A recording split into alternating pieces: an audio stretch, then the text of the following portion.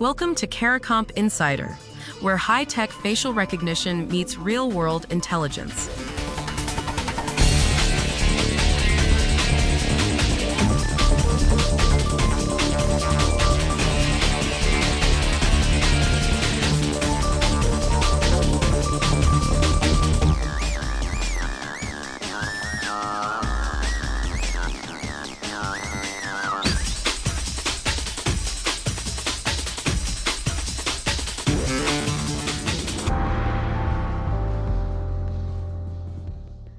A judge in California caught a deepfake video that a plaintiff submitted as witness testimony in court.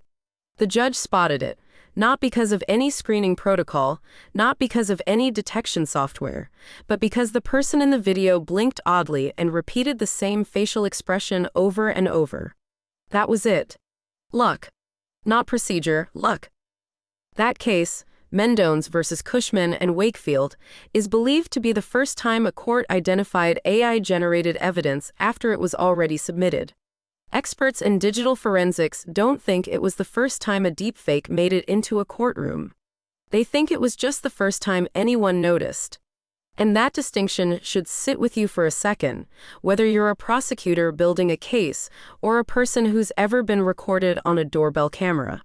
Because right now, no court in the country has a formal procedure, none, for testing whether video or audio evidence is real before it's used against someone. The legal standards governing what counts as admissible evidence were written before this technology existed. So the question running through this entire story is simple. If the system can't tell real from fake, what happens to the people inside that system? Start with what the judge actually saw. In the Mendones case, the video was submitted as testimony from a witness. It looked like a real person speaking on camera. But the facial movements didn't track naturally. Expressions looped. The kind of thing you might miss if you watched it once on a laptop in a busy courtroom. The judge happened to look closely enough to see it. No algorithm flagged it. No authentication software caught it first. A human being got lucky. Now widen the lens. Current generative AI tools can produce video that's nearly indistinguishable from footage of a real person. That means manual detection, just watching a video and deciding whether it looks right, is no longer a reliable strategy. And the tools built to detect AI-generated content have their own problems. According to researchers in digital forensics, those detection systems have proven unreliable and biased. They miss things, they flag things that are real. And humans aren't much better. Studies show people are poor judges of whether digital content is authentic or synthetic. So neither the machines nor the people watching the machines can consistently tell the difference. For anyone who's ever had a photo or video used in a legal matter, a car accident, a custody dispute, a workplace complaint, that gap is personal. There's a concept legal scholars use to describe what happens next. They call it the liar's dividend. It works like this. Once deepfakes become common enough, every piece of digital evidence becomes suspect, even the real stuff. A defense attorney can point to a legitimate video and say, "How do you know that's not AI?" And right now, there's no standard answer. That's a cascading credibility crisis. It doesn't just help people who fake evidence, it helps people who want to discredit evidence that's completely genuine. For investigators, that means a solid case can unravel over a question no one had to ask 5 years ago. For the rest of us, it means the security camera footage from your front porch could be challenged as fabricated in court, and the system has no default way to prove otherwise. Some judges are starting to push back. According to reporting from WJLA, multiple judges have now publicly acknowledged the risk that generative AI poses to evidence integrity. They're calling for changes to how courts evaluate digital submissions. Experts recommend a set of countermeasures: certified video companies that verify footage at the source, strict chain of custody rules for digital files, source stamping that tracks where a file originated, and in some cases, more reliance on in-person testimony. But none of these are standard yet. None of them are required.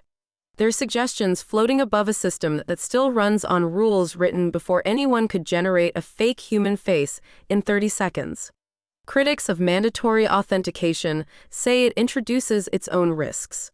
Verification tools can produce errors, they can slow down proceedings. That's a fair concern. But the cost of one wrongful indictment, one innocent person dragged through prosecution because no one checked whether the evidence was real, outweighs the friction of building authentication into the process. And the approach doesn't have to rely on a single detection tool. Provenance infrastructure, tracking where a file came from, how it was stored, whether it was altered, is broader than any one piece of software. It's about treating digital evidence the way we already treat physical evidence. You wouldn't admit a blood sample without chain of custody documentation. Why would you admit a video without it? The biggest threat from deepfakes isn't the fake evidence that gets caught. It's the real evidence that stops being trusted. The liar's dividend doesn't just protect liars, it punishes everyone who tells the truth with a camera. So, a California judge caught a fake video by accident. No court has rules to screen for deepfakes before evidence is used. And because fakes exist, even real evidence is losing its power to prove anything. Authentication isn't a luxury upgrade for the legal system.